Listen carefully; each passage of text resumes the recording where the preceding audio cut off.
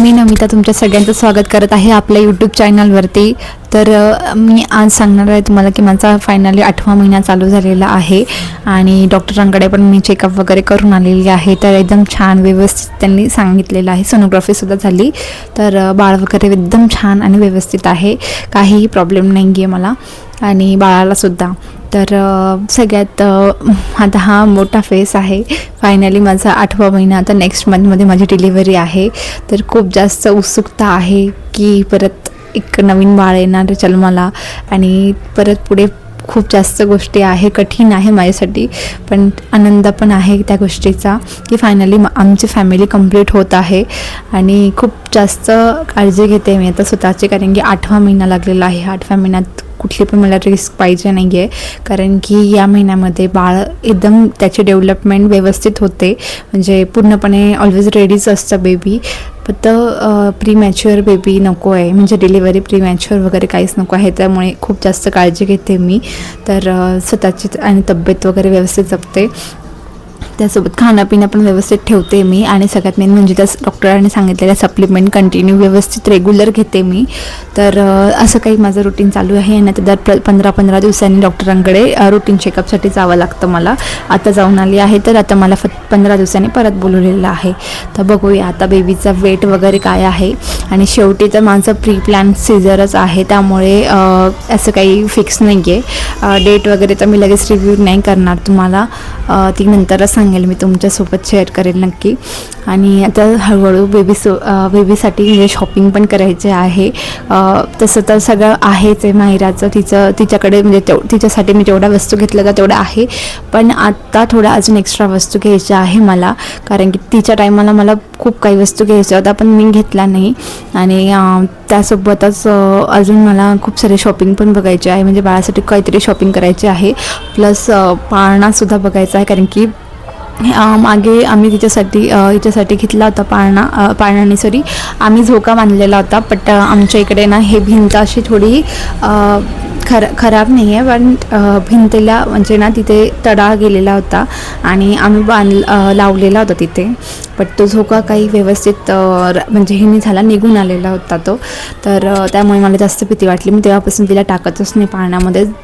मी तिला फक्त माझ्या मांडीवरतीच आणि खालीच झोपायची, तिला सवय लागून गेलेली होती, तिला झोपली सवय नाही आहे। पण मग आता यावेळेस बाळासाठी आम्हाला झोकासुद्धा घ्यावा लागेल, म्हणजे जो खालचा स्टीलवाला झोका असतो ना तोच मला बघावा लागेल।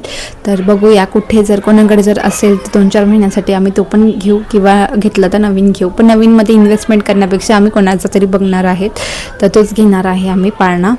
तर असं चालू आहे। आता बघूया अजून थोड्या 15 दिवसानंतरून चालूच करणार आहे तयारी आम्ही, आणि त्याचनंतर फोटोशूटसुद्धा करणार आहे। मी 7व्या महिन्याचं हे केलं नव्हतं, ओटी भरण नव्हतं केलेलं, आणि इथे डोहाळे जेवण वगैरे नाही करत, मी पहिल्यांदा केलेलं होतं माझं, बट आता यावेळेस मी काही केलं नाही 7व्या महिन्यामध्ये। तर मी 9व्या महिन्यात ना कोणाकडून तरी ओटी भरून घेणार आहे माझी, आणि त्यासोबतच अजून भरपूर सारी शॉपिंग करायची आहे बेबीसाठी, आणि भरपूर तसं तुमच्यासोबत मी शेअरच करेल।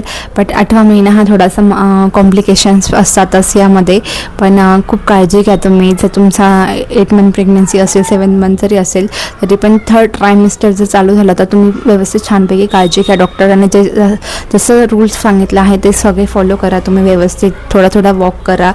आणि सध्या तर माझा वॉकच नाही होते, बट प्रयत्न करते मी, तरी खूप प्रयत्न करायचा ठरवते पण नाही होते यावेळेस तरी, बट होतं ठीक आहे, थोडाफार प्लस पॉईंट माझ्याकडून आता होते, पण मी करेल चांगला प्रयत्न।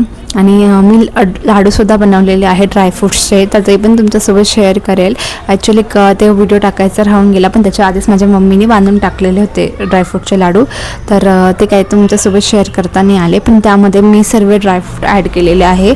असे मी माझ्यासाठी स्वतःसाठी ड्रायफ्रूटचे लाडू बनवलेले आहे, म्हणजे माझ्या मम्मीने बनवून दिलेले आहे, पण छान पौष्टिक आहे, ते सुद्धा तुम्ही खा, त्या तुमच्या डाएटमध्ये घ्या तुम्ही, लाडूसुद्धा छान असतात। नेक्स्ट आपण डिलिव्हरी झाल्यानंतर तर घेतोच आहे, आणि तेव्हा तर घेऊच आपण, त्यात फक्त आपण मेथी ॲड करतो, याच्यात मी मेथी वगैरे असं काहीच ॲड नाही केलं, फक्त ओन्ली ड्रायफ्रूट्स ॲड केलेले आहे।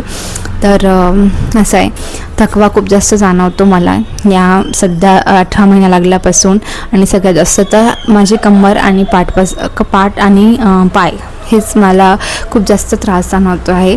तर पण माझं एवढं एक आहे की पहिल्या प्रेग्नेन्सीमध्ये माझे पाय खूप जास्त सुजून गेले. तर यावेळेस या प्रेग्नेन्सीत माझे पाय सुजलेलेच नाही आहे. म्हणजे जसे आहे तसे नॉर्मल पाय आहे एकदम. फक्त कमरेपासून थोडेफार पाय जास्त दुखत आहे, कंबर दुखते आणि पाय दुखत आहे. बाकी पाय वगैरे सुजून नाही गेलेले. असे नाही तर काही काहींची खूप सुजतं. माझे तर पहिल्या प्रेग्नेन्सीमध्ये लवकर सुजून गेले होते, कारण तेव्हा मी जास्त बसून राहायचे. कारण की माझं ऑफिस होतं तेव्हा मी 8 तास कंटिन्यू बसूनच राहायची.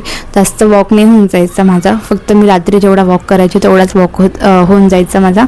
बट यावेळेस काही नाही असं. तर तेवढं एक चांगली गोष्ट आहे. तर पाय सुजलेले नाही की माझे पण पाय. तर पहिल्या प्रेग्नन्सीमध्ये जसं माझे पाय सुजले तसं माझं आत्ता पाय सुजलेले नाही आहे. त्याच्यामुळे एवढं एक चांगली गोष्ट आहे.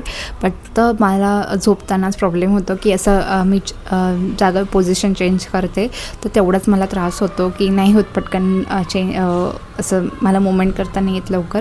तर बस तेवढंच होतं. बाकी बेबीचे तर मुवमेंट छानपैकी आहे, व्यवस्थित आहे, एकदम चांगली जाणवते. पाणी पण मी भरपूर पिते, कारण की माझी सोनोग्राफीमध्ये पण डॉक्टरांनी सांगितलं की पाणी एकदम छान आहे, व्यवस्थित आहे, जसं पाहिजे तसं लेवल आहे पाण्याची. साधारण 18 पॉईंट काहीतरी बोलले आहे मला पाण्याचं. तर पाणी एकदम व्यवस्थित आहे, चांगले आहे, त्यामुळे टेन्शन नाही आहे. बाकी वेट पण छान आहे बेबीचं. आणि बघूया आता नेक्स्ट मंथमध्ये. तर खूप जास्त भीती वाटते, धाकधूक आहे मनामध्ये, एक उत्सुकता पण आहे बाळ येण्याची आणि थोडीशी धाकधूक पण आहे, कारण की दोघांना हँडल करायचं आहे. आता तो मोठा टास्क आहे. आता तरी माझं काही नाही आहे बट पुढे जाऊन खूप जास्त टास्क आहे माझ्यासाठी.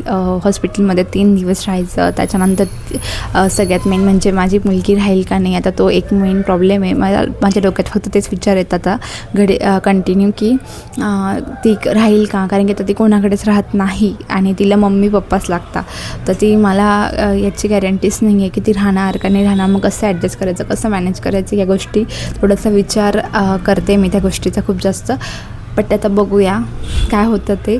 आणि तुम्हीसुद्धा मला तुमची जर तुमची प्रेग्नन्सीमध्ये तुम्ही काय खातात, काय करतात, तुमचं डाएट कसं आहे हे तुम्ही मला नक्की शेअर करा. आणि तुम्ही स्वतःची पण काळजी घ्या, तुमच्या बाळाची पण काळजी घ्या. आपण भेटूया नेक्स्ट व्लॉगमध्ये. तर